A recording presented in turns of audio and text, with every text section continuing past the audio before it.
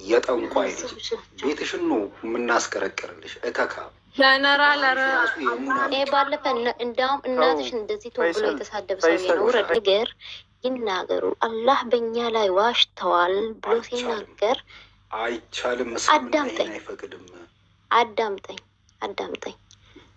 አላህ በእኛ ላይ ዋሽተዋል ብሎ ሲናገር አንተ ትታገሰውና፣ ምክንያቱም እየጠየቀህ ነው፣ እየሰደበህ አይደለም። እንደዛ ስለሚያምን ነው። ያ አቋሙ እምነቱ ነው። እስልምና በእኛ ላይ ዋሽተዋል ማለቱ አቋሙ እምነቱ ነው። ገባህ አይደለ? ያንን ነገር ካልሰማኸው ምን ነው ታዲያ አንተ ሰብር የት ጋ ነው? ያንን ነገር ትንሽ ኦኬ ሙይት አድርግና ልመልስልህ ትላለህ። እስልምና እንደዚህ ያለው በዚህ መንገድ ነው። እንደዚህ የሚያደርጉ ሰዎች ስለ እስኪ ዝም በል አንዴ ዝም በል እያወራው ስለሆነ እባክህ ጣልቃ አትግባብኝ ፕሊዝ። እንድናገራቸው አታደርጉኝ። ትላልቅ ሰዎች ናቸው። እኔ ትላልቅ ሰው ላይ ማውራት አልወድም።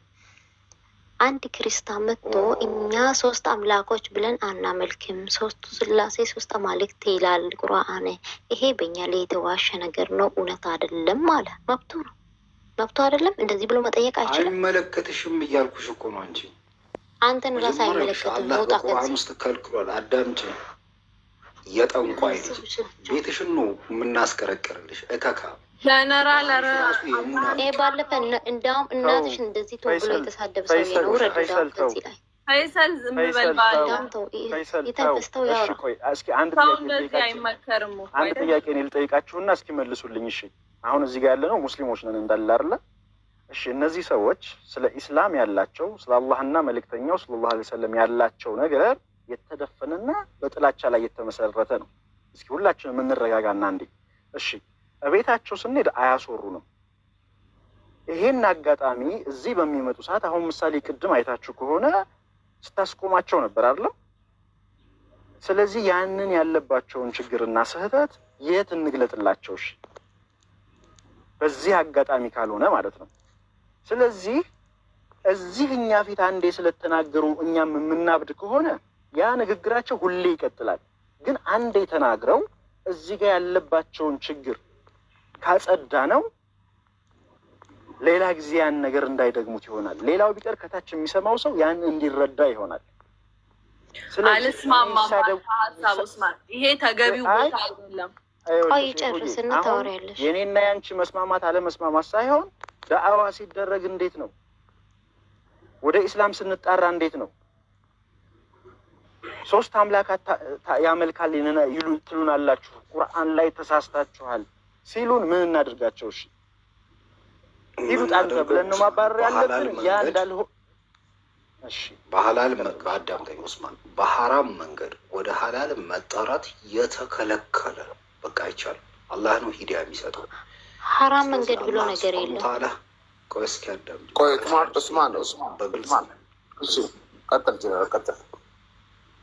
በቁርአን ውስጥ በግልጽ ነው ያስቀመጠው።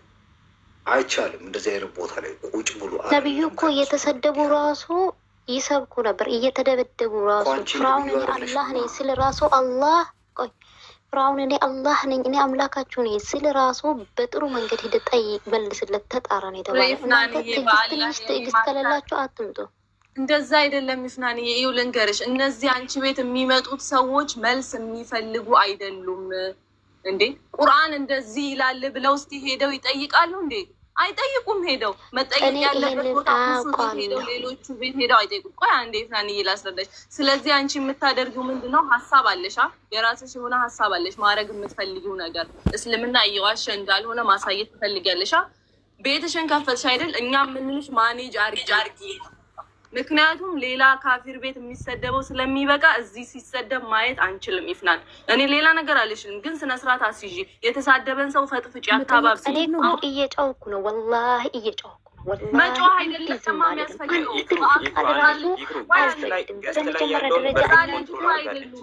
ወላሂ እኔ እጠብቃለሁ። ማውረድ አለብሽ።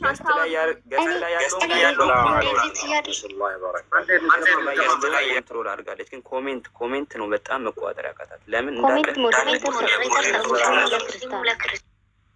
ያ እሱ ነው። እኔ ችግር አላየሁብሽም ኤፍናሽ ገስት ላይ ምንም ችግር አላየሁም። ግን እኔ ያየሁት ላውራ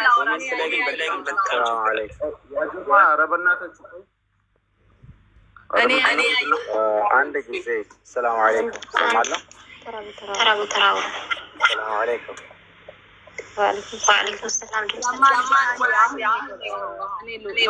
ዘማን ያንተ ድምጽ ሎርድ ነው ኢፍናንዬ።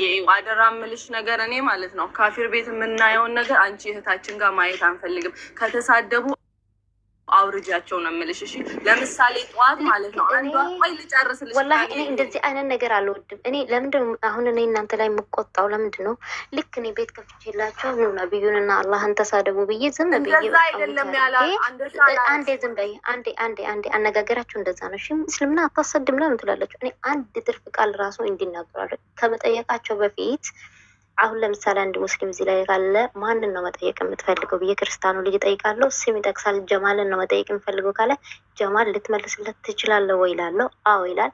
በቃ ወደ ክርስቲያኑ መለስና በጥሩ መንገድ ለመጠየቅ ሞክር እሺ ብዬ አግባባዋለሁ። እሺ ይላል አክብሮ። እኔ እንደዚህ ነው የማደርገው። እዚህ ገስት ላይ ያላችሁ እዚህ ላይ ብላ ያላችሁ አንዳንዶቻችሁ መልካም ነገር ከማየትና ነገር አለሽ። እሱ እኮ ነው ችግሩ። አላህን ለሚሳደብ ለምን ኮመንት ያላችሁ ናችሁ? በኮመንት ይሳደባሉ፣ በኮሜንት ይሳደባሉ።